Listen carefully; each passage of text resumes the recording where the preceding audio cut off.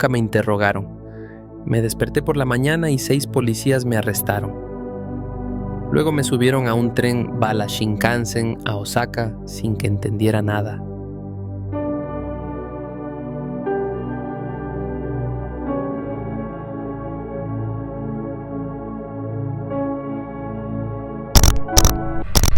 Lo que se mencionó es un fragmento del testimonio de Takayasu Sugiura, testimonio que fue dado al caso de su arresto por acusaciones de extorsión y agresión. En junio del 2002, mientras Ultraman Cosmos todavía estaba en emisión y se acercaba a su final, el actor principal de dicha serie fue arrestado sin que se le informara claramente el motivo. Poco después, la policía de la prefectura de Osaka emitió una declaración en la que aseguraba que el 28 de septiembre del año 2000, en una calle del distrito de Shibuya, Tokio, el culpable, Takayasu Sugiura, inició una disputa con el conocido de su hermano menor. Lo golpeó en el rostro causándole lesiones que requirieron 10 días de recuperación y le exigió 300.000 yenes. Según la misma declaración, semanas más tarde, el 17 de octubre del mismo año, en un estacionamiento de la ciudad de Moriguchi, prefectura de Osaka, y debido a que el individuo no había pagado, el actor habría vuelto a golpearlo exigiéndole 600.000 yenes esta vez. Además, entre diciembre de ese mismo año y marzo de 2001, Sugiura habría recibido un total de 450.000 yenes depositados en su cuenta bancaria, presuntamente como resultado de su extorsión. Estos cargos se originaron a partir de una denuncia penal presentada por la supuesta víctima, identificada solo como el señor A, para mantener su privacidad en abril del 2001. Curiosamente, esa misma consideración no se aplicó a Takayasu Sugiura. Aunque en el momento de los supuestos hechos tenía solo 19 años y por ley su identidad debía mantenerse en reserva bajo el Shonen Hou, la ley de menores japonesa, los medios no tardaron ni un segundo en reportar que el protagonista de Ultraman Cosmos había sido arrestado. Es decir, no dijeron su nombre, pero sí el papel más reconocible del show infantil popular del momento. El mérito al encabezado más destacable de ese momento se lo vuelve a ganar la amarillista y descarada Asahi Shimbun. Esta vez por su famosa distorsión a la discreción legal por la farándula. Así como Asahi, hubieron más periódicos y artículos web que solo ayudaban a esparcir la declaración policial.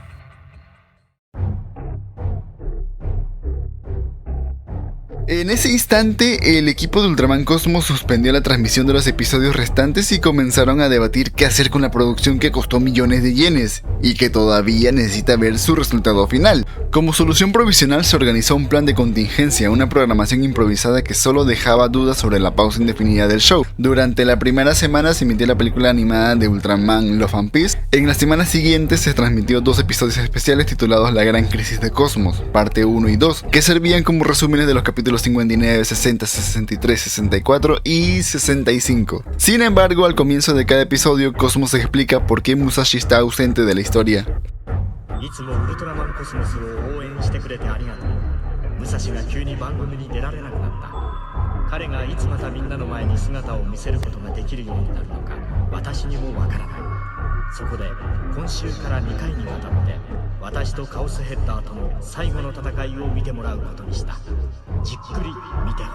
Finalmente la serie concluyó y adelantó por mucho su final. Todo indicaba a una cancelación abrupta, pues el caso de Sugiura aún estaba en proceso. Tras esto, Ultraman Neos ocupó el horario de Ultraman Cosmos. El episodio 1 se emitió el 6 de julio y el episodio 2 el 13 de julio. Aunque, al finalizar el segundo episodio de Ultraman Neos, un mensaje inesperado apareció en pantalla. La transmisión de Ultraman Neos llegaba a su fin y, para sorpresa de todos, la próxima semana regresaría Ultraman Cosmos. Incluso el propio Musashi presentó un mensaje especial anunciando su vuelta.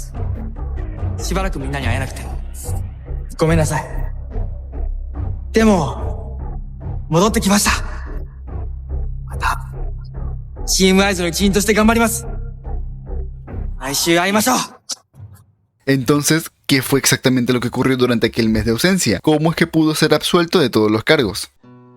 Tras el arresto, la agencia representante de Sugiura emitió un comunicado alegando que, en octubre, cuando supuestamente ocurrió la agresión en Osaka, Sugiura tenía una coartada, pues se encontraba en Tokio filmando una película. La denuncia fue una acusación falsa con fines de obtener dinero, una denuncia fraudulenta por parte del señor A, y que el certificado médico presentado por la víctima correspondía a heridas autoinfligidas en un accidente, no a una agresión. Ante eso, el 27 de junio, después del arresto, el señor A presentó una declaración escrita ante la Fiscalía del Distrito de Osaka, cambiando totalmente su testimonio. Las heridas de octubre de 2000 fueron causadas por un grupo de unos 10 delincuentes. pero temiendo represalias, inventé que habían sido causadas por Sugiura. Los 450,000 yenes transferidos eran dinero que había robado de la familia Sugiura y que solo estaba devolviendo. No deseo que se le castigue. A pesar de que la declaración del testigo anulaba prácticamente toda la acusación, la policía respondió de inmediato, pero no precisamente de la manera más convincente. La policía declaró que esa nueva declaración había sido redactada originalmente por el abogado de Sugiura y que la víctima simplemente la copió a partir de un borrador mecanografiado durante una reunión en un hotel, a la que, según ellos, había sido convocado por el hermano del actor. Sin embargo, el 28 de junio salió a la luz un detalle aún más grave. La policía jamás había interrogado a Sugiura antes de arrestarlo. Jamás se le citó, jamás fue convocado a declarar, ni siquiera se le dio oportunidad de explicar su versión. Fue detenido sin una mínima diligencia previa. Entre el escándalo del injusto arresto surgió también algo que cometió más indignación. Según la agencia del actor, el 1 de julio un alto funcionario de la policía de Osaka contactó al padre de Sugiura a través de un conocido para transmitirle un mensaje que sonaba más a ultimátum que a procedimiento legal. Si paga 600,000 yenes a la víctima hoy mismo, el caso será desestimado. Si no paga, será procesado. La agencia rechazó la propuesta de inmediato, afirmando que aceptar el pago equivaldría a reconocer una culpabilidad inexistente.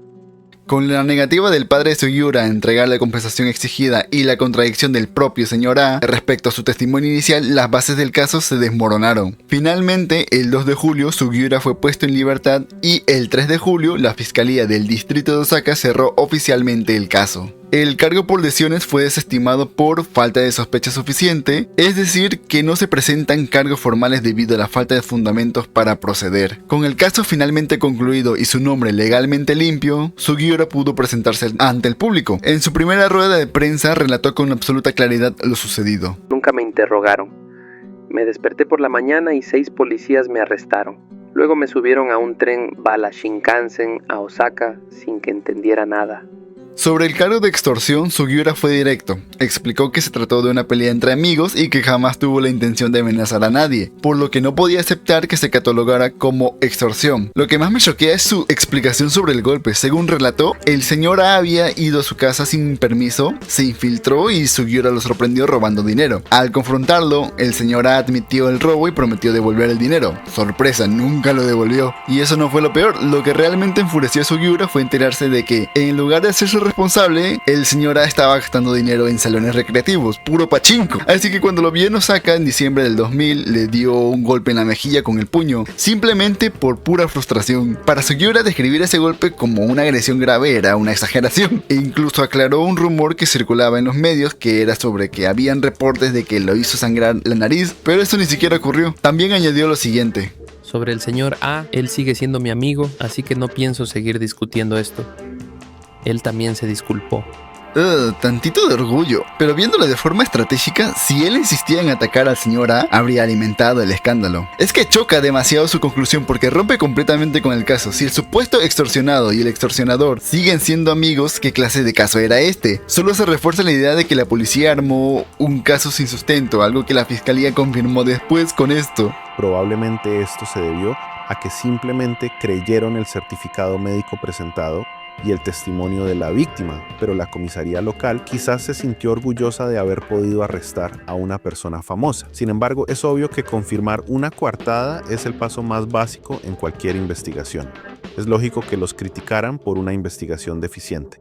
Eso lo declaró una fuente policial. La agencia de Sugiura, indignada por el manejo policial y mediático, anunció que consideraría iniciar una demanda contra el Estado por daños y prejuicios, señalando directamente a la comisaría de Moriguchi por una detención injustificada que nunca debió llegar tan lejos. Fue entonces que el 20 de julio Ultraman Cosmos retomó finalmente su transmisión con el episodio 50, Enemigo del Caos. Al inicio del capítulo apareció un mensaje dirigido a los espectadores informando que Musashi había regresado y que la serie volvería a emitirse con normalidad.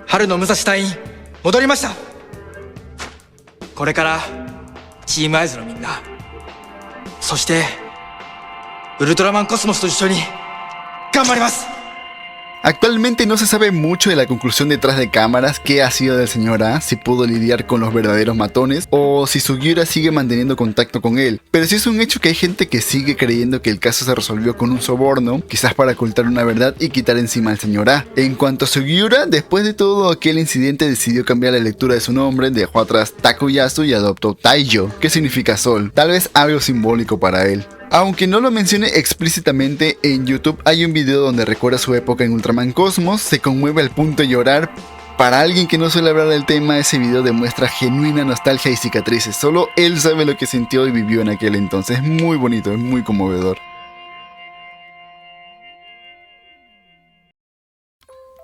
La verdad es que siempre estuve consciente del caso del arresto de Sugiura, pero nunca me había metido a fondo ni revisado el detalle y las razones detrás de la detención. La verdad lo dejé pasar durante años e irónicamente fue gracias al caso que está explotando ahora mismo, el de la actriz de una serie Super Sentai, que me impulsó a abarcar este tema. Y bueno, quise mantenerme parcial en el caso, pero el absurdo agregado de las afirmaciones y escándalo de Asahi combinado con el poco profesionalismo de la policía de Osaka, pues ni de dónde apoyarse, manga de negligentes. Bueno, ya es tema de la Agencia Nacional de Policía del sistema de hecho, pero imagina que todo el caso debió pasar por, creo yo, 3 organismos y le dijeron sí, absoluta razón al certificado médico y a la declaración de un ludópata. Pongan preso a ese delincuente. Pero pues bueno, cada quien. Muchas gracias por el recibimiento del anterior video. Ojalá y este les guste igual. No prometo nada, pero ojalá traer otro video pronto y no en 8 meses. Bye bye.